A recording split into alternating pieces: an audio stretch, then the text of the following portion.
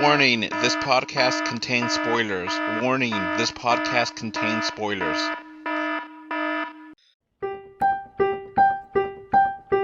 Let's go watch it in 2D. No, let's go watch it in 3D. But if we watch it in 3D, then is it worth the cost?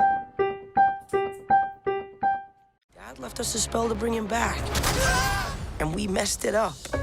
It's just legs. I definitely remember Dad having a top part. From Disney and Pixar, We only have 24 hours to bring the rest of him back. there's no magic like family. I'm escorting you home. I'm giving you to the count of 3. Onward.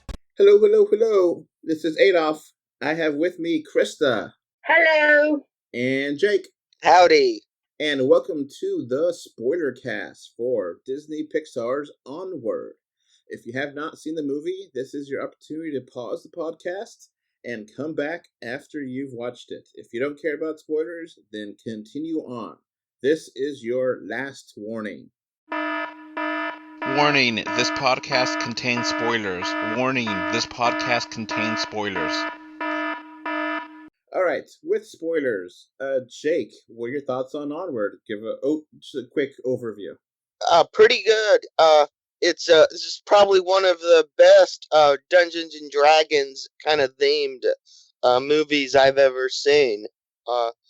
This is like, and it's one of those movies that's like Bright. It's kind of modern day magical characters existing in a world similar to ours, but not quite.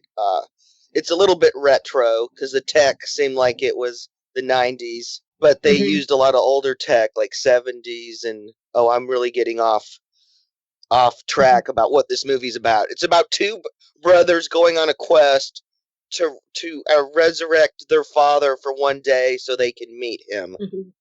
But at the same time, it has a lot of interesting world building that's going on around that.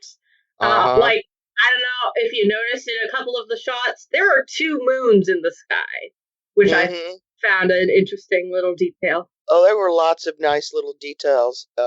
And the movie's set, it's kind of structured like a D&D campaign, too, which may be part of why it's such a slow crawl at the beginning. Yeah, this movie is dreadfully slow. My screening, there were a couple of walkouts. That's disappointing. It's slow, but I would not walk out of this movie. That kind of slow.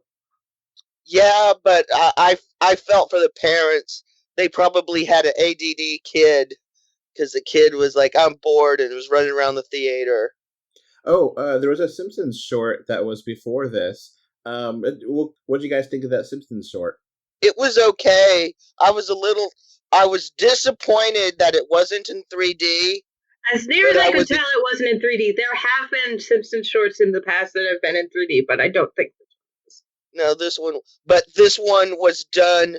It was done in flat cell style, black line animation like the TV show. So that I did appreciate. And it was more universal than most Simpsons because I don't remember the short, having any dialogue, really. So anyone could watch this and understand what's going on. And also, they probably don't have contracts with the voice cast. Well, they own Fox, and Fox owns... Yeah, exactly. That probably hasn't been sorted yet. They had lots of nice little visual cues, which I couldn't believe they got away with in a Disney short, like beer cans in the front yard and stuff like that. But hey, Disney's now a PG-13 company, so your mileage may vary. And I noticed the Simpsons, a company logo, Gracie Films, it had Mickey Mouse in the audience, if you remember. I think the reason probably is they don't have the voice cast is just because they want to make it universal, that any language, they don't have to dub it for every, it's just easier that way. But, this is not the Simpsons podcast. I just wanted to mention that. But it was nice to see. It was nice to see a short that starred Maggie, because it's been a while. Yeah, and it I was wondering if it was 3D, but I guess not. That's kind of disappointing. So, in some ways, I felt like Onward was like Shrek to the future. Yeah.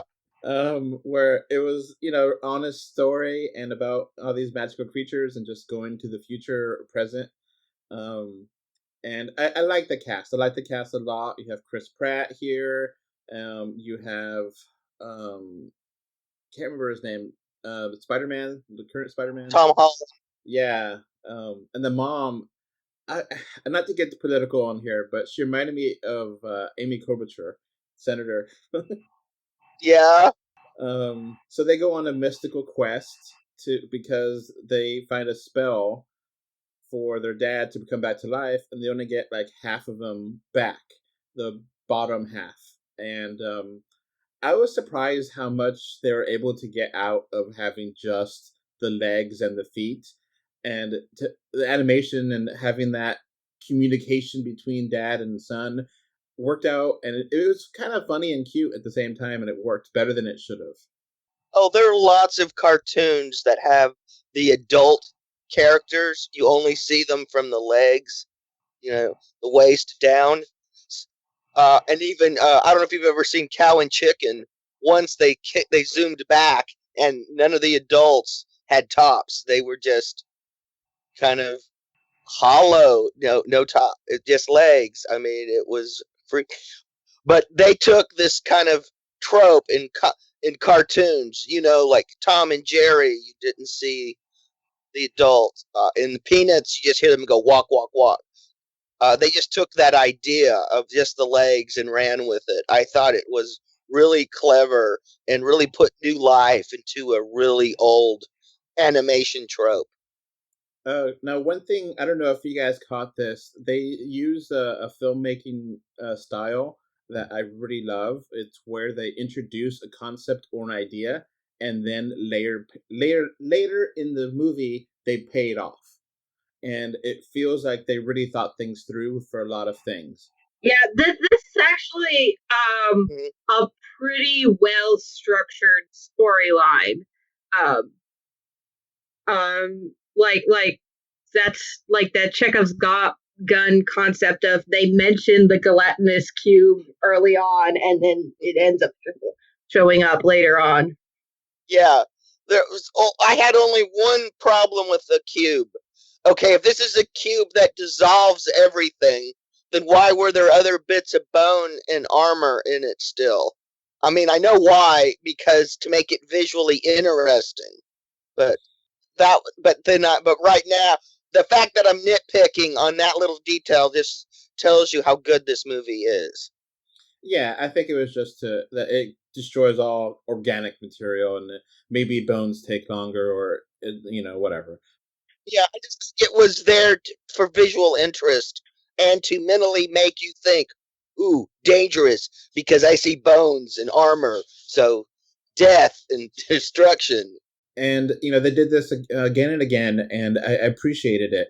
It was like a time where they get rid of the car, and then, they use the brake, or one of the characters gets the brake light, and then that's used to, get a dragon away. And then that dragon, they alluded to the dragon a couple of times before, so it made sense when you actually saw it.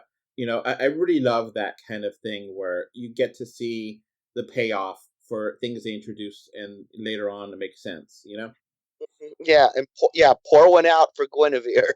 I did enjoy that the spells, it did take some time to get the spells working. Like, it wasn't completely easy to do, and they referenced that at the beginning that it's hard. And that's something that is a trope in magical movies, that casting spells is not easy, and you have to have skill.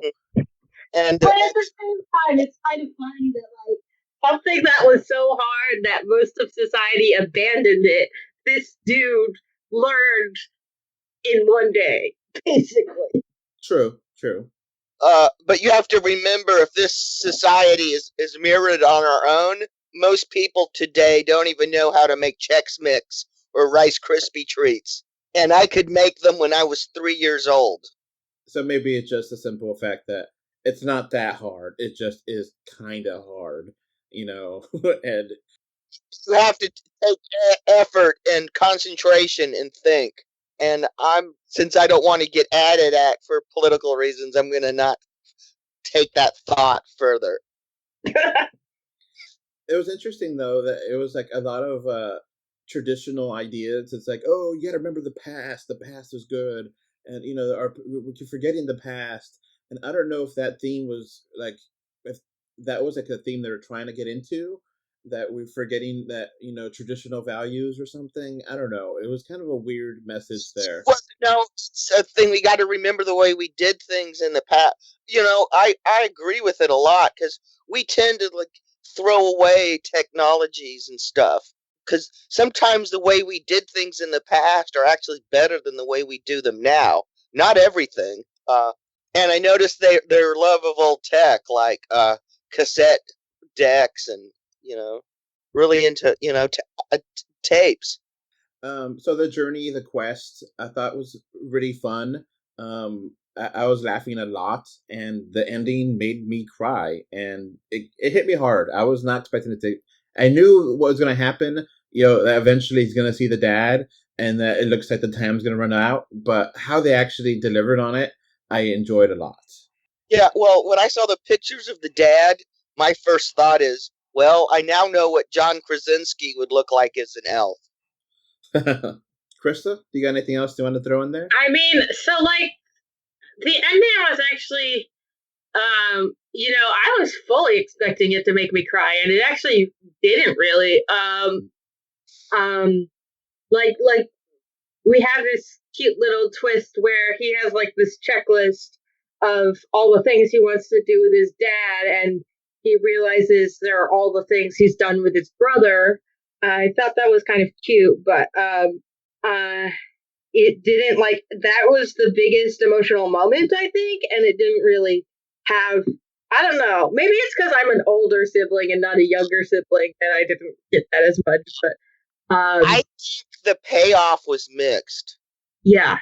We went on this journey with these brothers as an audience, and we didn't get to meet the dad. Yeah. I think there's kind of like some sort of message hidden in that. Like I feel like almost the payoff of this film is the fact that there isn't payoff. Like like that you explicitly don't meet the dad, that like you explicitly just see the dad from far away, the same way the younger son has only seen his dad from far away, has only seen him in pictures. He gave us his chance to meet his dad. Yeah. So brother could get closure. Because I thought the scene when they talked about how his fourth memory he never talked about was not appropriate to be talking about on a giant Cheeto. It should have been in the first part of the movie. Mm-hmm. It kind of cut the scene when they're going down in the stream, the river, in the tunnel, on the giant Cheeto, which got the biggest laugh in my audience. Mm-hmm. I think the theme that they were talking about was that he already had a dad. The father figure was his bigger brother, but we didn't really see that until the clips, at the end, which those clips could have been interwoven in the beginning, and we would have, okay, you get more sense of who the characters were before you really get the sense where they are now. Because I didn't really like the big brother at the beginning either, but, he warmed up to him too. Like, I kind of, I get what they were trying to do. I just don't know. Personally, with me, it didn't land as well as I think it should have. Oh, man. My audience booed the ending. Oh, yeah? They were expecting Dad to live and come back and be happily ever after. I was also kind of expecting for them to get another day with him, but that didn't happen. Yeah, they were disappointed in the ending. There were some kids, they were crying, and they were, there were several F-bombs dropped, and I was like sitting there going, I'm glad none of these people are sitting near me. I know, even before I went into this movie, my mom was like, "Are you sure? Are you sure you want to go see this movie?" Because my dad died a couple years ago, so just knowing what the movie was about, like them trying to bring their dad back to life, my mom was like, "Are you sure you want to go see that?" And I was like, "Yeah, I can handle it, whatever." But you know, I'm very keyed into like the way grief is portrayed in movies, more so than a lot of other people are, and I feel like it didn't land in this one. The only place it landed for me was with the older brother. I thought Chris Pratt really captured. Yeah, you can tell this is a guy that remembers what it's like to be a fat guy. No, seriously, he really captured that in his voice acting. You know, this is a guy that's shell shocked from. I knew there was something else going on with Dad, and the payoff on the Cheeto when he says he couldn't go in and say goodbye to him, which is something I could really relate to because when my dad died over a decade ago, and it was a really long, drawn out process. Yeah, I guess it's weird that all three of our dads are dead because my dad died, and I had a similar situation in the hospital. I did say goodbye, but it was it was pretty hardcore, and I didn't need to be there for an hour. I was fine being there for 5-10 minutes, and I was able to have my goodbye. So maybe that's, I don't know. I did like it. I did like it overall. I kind of did like the you don't get the perfect happy ending. It's more grounded in that way, and I appreciated it. It was good. I was thinking it was going to happen, but and that subversion of my expectations, I was fine with because it would have been a little too cliche for me. But at the end of the day, we all like it the same. We all give it an 8 out of 10, right? Yeah, I mean, I liked it a lot. I just thought it had some pacing issues and some other stuff. And let's talk about that dragon. When the school mascot became that dragon's face, I about lost it. That was so funny. Yeah, the cement dragon. Yeah. Yes, I was dying.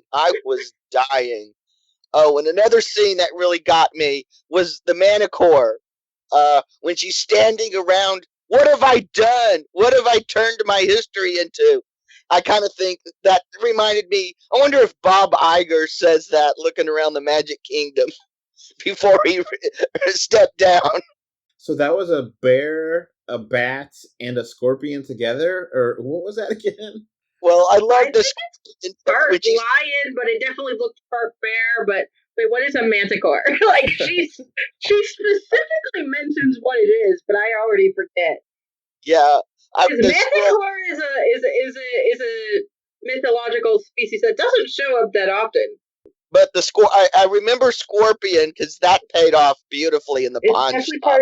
Yeah, head of a human, body of a lion, and tail of a scorpion, and venomous spine similar to porcupine. Yeah, I never heard of that creature before, but I'm not that into magical creatures.